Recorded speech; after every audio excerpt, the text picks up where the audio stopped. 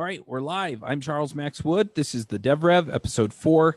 And this week I'm going to answer the question, should I leave my job? This is a question that I got a lot when I was interviewing for my book, Get a Coder Job. And I'm just going to put this out there. A lot of the people I interviewed were looking for their first job. A few of them were actually experienced. They had a year or so of experience, and they were trying to decide if they should leave the job they were in or if they should try and work something out. A lot of that depends on what kinds of opportunities you have to improve your situation at the job. So, for example, one person felt like they weren't learning anymore. And that's something that you may be able to handle just by staying at your job and working with your boss to find opportunities. So you may actually be able to talk to them about going to conference, maybe a local conference, or working things out so you can leave a little early to go to a users group, or have them give you a little bit of time to experiment with new technology so that you can find things that will help with the problems you're trying to solve for your employer. Or you can talk to them about organizing a brown bag lunch, which is essentially where somebody, it's like a users group at your work. And essentially what you do is everybody gets together for lunch, and they either bring in or order in lunch, and then everybody sits down, somebody's prepared a presentation, and you talk about some new technology. So there are all these options that you can use to do that. If you're looking to get promoted, you can talk to your boss and find out what it takes to get promoted.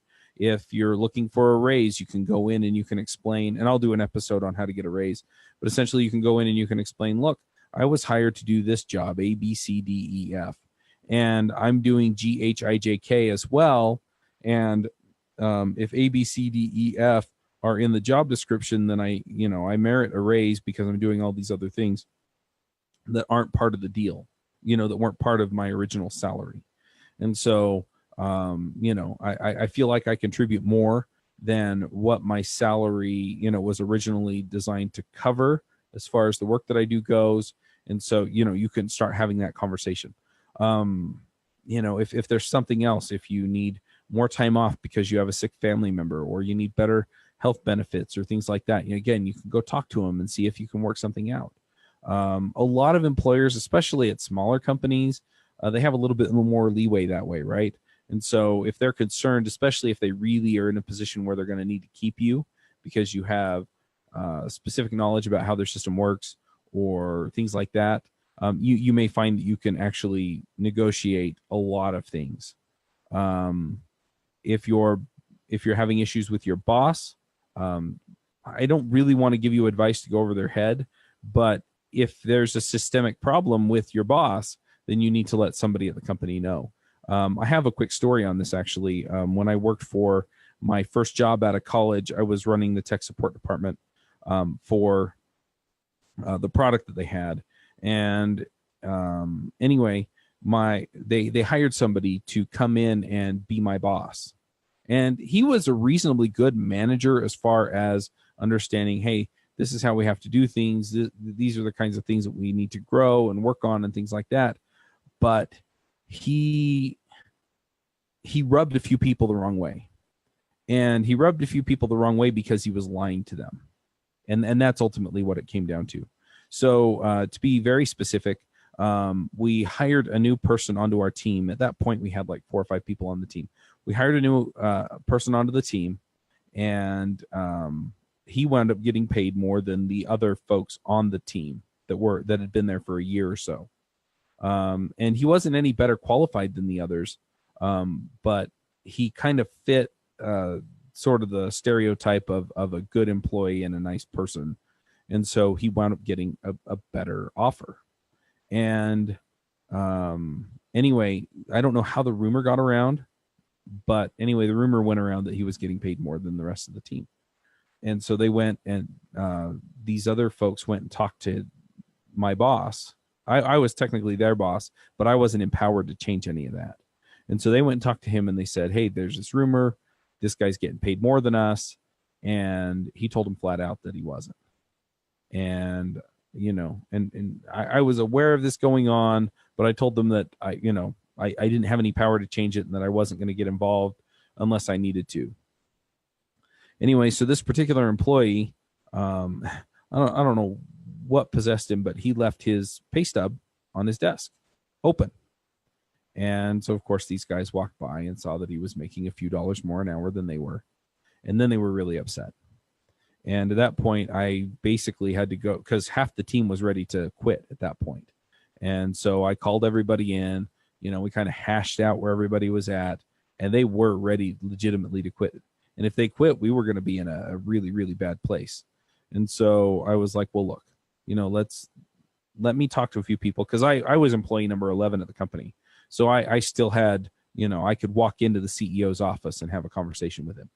And so I went in and I said, look, I said, half the team's ready to quit, essentially because, you know, this guy lied to them, right? They were more upset that he had lied to them than that this guy was getting paid more than them. And I said, they don't trust us anymore. And so, you know, if you want to keep half of the support team, which was like 10 or 15 people, I mean, we would have been really hurting if they had left. Then you've got to fix this. You've either got to go, you know, reprimand this manager and make sure that everything's on the up and up or something. And so the next day they went in and they helped him clean out his desk and they gave him a severance package and they let him go. And that wasn't what I was after, but it just goes to show that, you know, if there's a real systemic problem, if somebody is consistently undermining the ability for the team to work, sometimes you can work things out that way. And I'm not putting this out there to say that you need to go get somebody fired, but, you know, have a conversation with them about what's going on. And I did that too. And this particular manager told me straight up that he hadn't lied to him. You know, so I had no choice at that point. But go talk to people, go see what you can figure out.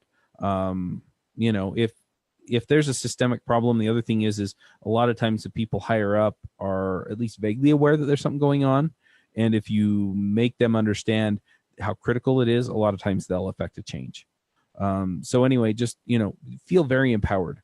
If you're not the personality to go do that kind of thing, or you don't want to have to go do that kind of thing, then by all means, go find another job. There are a lot of jobs out there. There are a lot of companies looking. If you're a quality person, you can, and by that I mean you can demonstrate to another company that you can bring them value, then they'll hire you. And so if you don't want to deal with any of that stuff, that's fine. But if you're in a job where you're relatively happy and there are just a couple of things, that I recommend you actually go talk to your boss and go talk to a few people who can affect the change that you want to see and see if you can make that work. And then if you're not having the opportunity to grow, the opportunity to advance in your career by being promoted or whatever it is that you think you want, then leave. But yeah, I think a lot of times people just stay quiet and then go, and then they realize that the position that they were in was a place that they were happier than the place they wind up.